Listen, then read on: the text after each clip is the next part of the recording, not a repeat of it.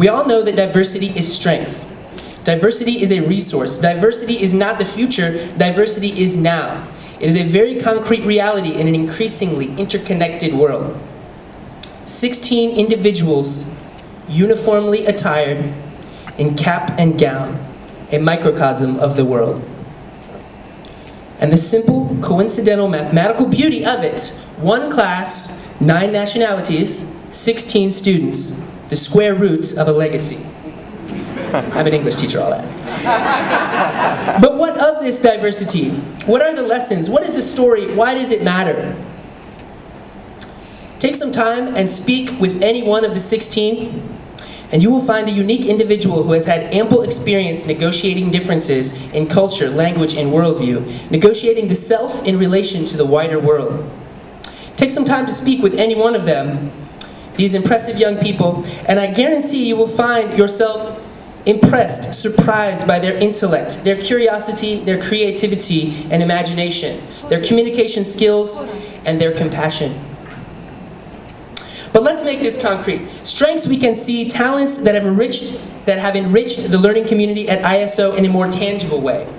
Andy's Photoshop expertise and his characteristic conscientiousness when working with an image, a visual idea. Yarek's passion for hip-hop music and his recognition of the genre as a potential avenue through which to enact meaningful social change. Alex's ability to draw you in through her writing and speaking, to make an argument come alive and even seem inevitable. Jan, with a young child in his arms at the orphanage, speaking tenderly to him and offering love freely, with no strings attached. Otto, the captain of the soccer team, recognizing that he can only fulfill his role as a leader through team building and teamwork. Geneva's encyclopedic knowledge of music, Catalina's carefree optimism and love of people, Sonia's clear-headed pragmatism and ambition, Alyssa's thoughtfulness and daring. Lest we digress into a simple list, another form that seems inadequate to capture the tremendous potential in front of you today, let us pull back and consider, what is the enduring understanding? Now, my students are used to hearing me talk about enduring understandings. That is the transformative ideas, paradigm shifts, and insights that transcend the questions on a midterm exam or the 5 paragraphs of a formulaic high school essay. As we pause to celebrate the accomplishments of these young people and to consider why exactly it matters that they are here today, what they have accomplished, and what they will take with them from their experiences at ISO to the world beyond, let us ask, what is the enduring understanding? Getting to know someone who sees the world differently than you can change you. What a terrifying idea. Getting to know someone who sees the world differently than you can change you for the better. A couple days ago, Madeline delivered a great speech from this stage, and her message, addressed most immediately to her upper school audience, was profound. Be teachable.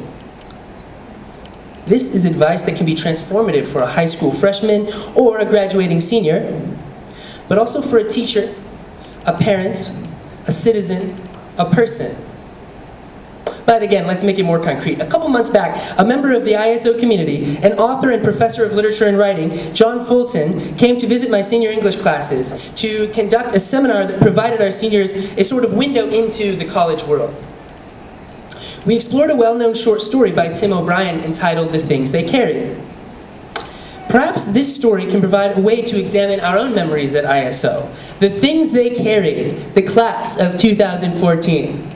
Antonio carried his basketball, which was perpetually rolling out from underneath his seat in AP English class.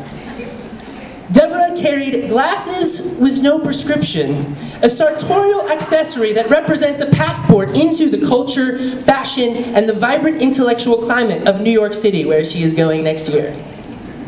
Andy carried his hard drive, a veritable oasis of quality storytelling in the form of the latest Oscar-nominated films from abroad.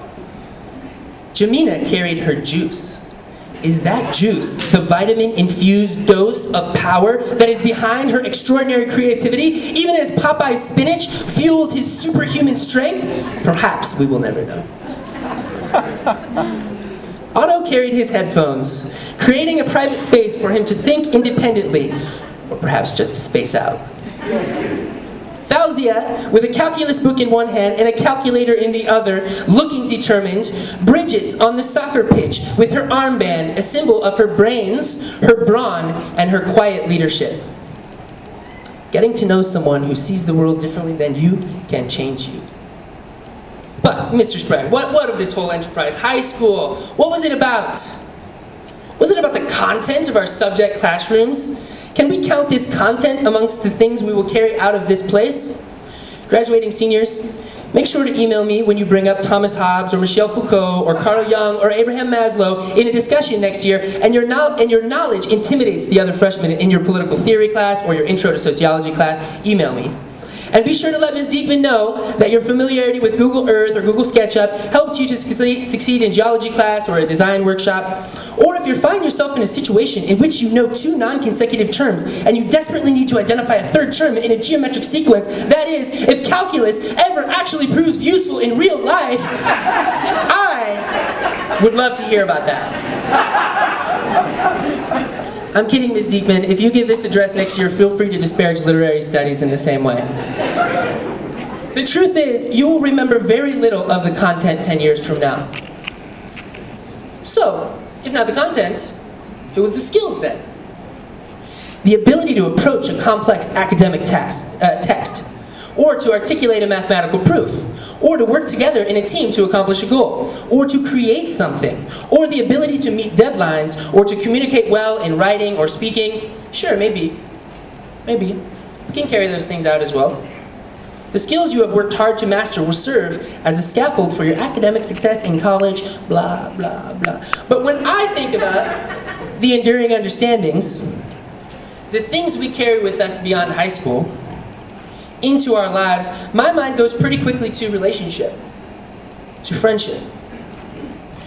You may not remember what protoplasm is in 10 years or how to determine the cosine of an isosceles triangle, but you will remember the relationships and the friendships that you have made here in Ouagadougou, and the inevitable anecdotes that sprung from these. The memorable way, for instance, that Antonio asked Alyssa to prom. Joseph, dressing up as Queen Gertrude for his Hamlet production. Work it, girl. Weissel trips, that one time when it rained during field day. Model United Nations trips, rest in peace. That's you, Mr. H. Yeah, I got that. Your friendship, you can carry that with you, and they will, your friendships you can carry with you, and they will last if you do the work to maintain them. This is not inevitable, but definitely it is possible. Frankly, I don't really care whether you remember much about the conventions of ancient Greek theater, or Harold Bloom's take on Freud's understanding of Hamlet, or Soyinka's politics vis-a-vis the current Nigerian regime.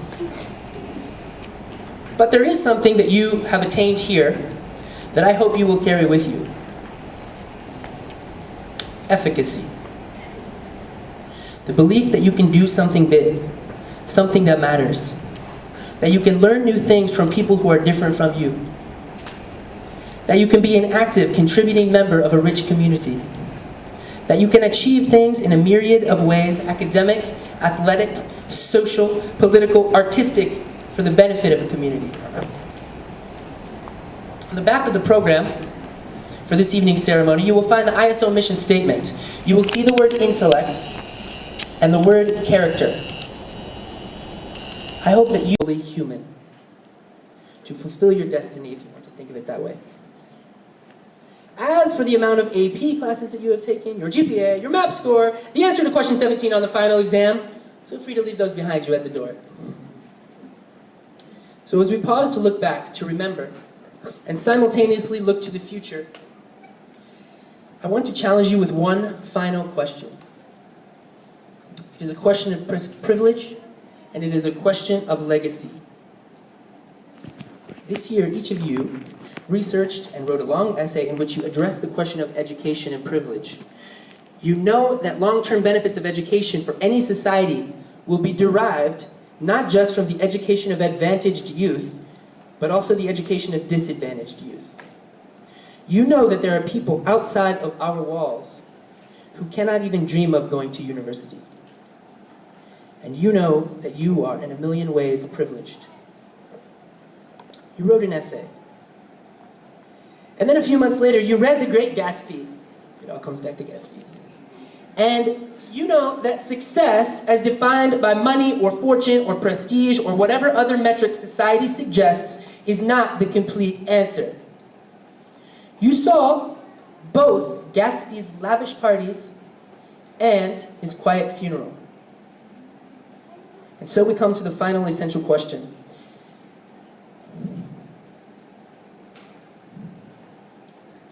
It won't be on the final exam. I'm not assigning you an essay this time. But what you say and do from this day forward will constitute your response. That is,